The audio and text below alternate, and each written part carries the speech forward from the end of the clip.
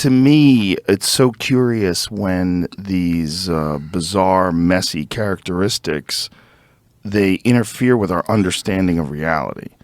Because I think that what you're outlining is positive, negative, interesting, fascinating, disturbing characteristics of males and females. And I think this is very important to study and understand. When that hits the wall of ideology, and then all of a sudden you're no longer allowed to look at those things because they are sexist or because they are misogynistic or because they have been labeled in a very certain way, and that looking at things and framing things through the eyes of science and just using data becomes problematic. And that these people are actually academics who are promoting this idea. Yeah. And that they, like you said, self-replicate.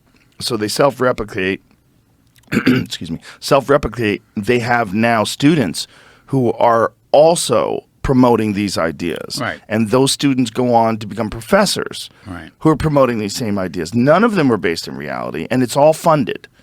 And people are paying money to send their children to school, so their children come back and say, well, Mom and Dad, I don't know if you know this, but there are no differences between men and women, and everything is cultural, and this is all bullshit, and this is all the patriarchy. And you're like, what the fuck am I paying for? My kid's brain's getting broken. Yeah, and strangely enough, I think there's almost an inverse correlation between number of years of higher education and ability to kind of see reality. So, like, if you stop just people on the street, the average man or a woman, and said, are there sex differences? They would say, well, yeah, sure. And they could probably even tell you what many of them are.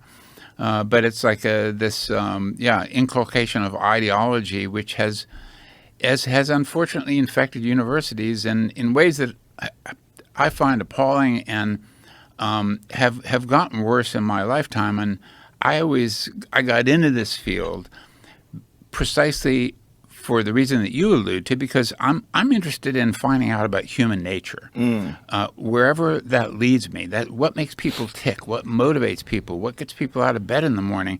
I have no interest in maintaining a position that is empirically incorrect. Right. Well, but it's because you're not a grifter. But unfortunately, academics encourages grifting in a way that you don't have to exist in the real world.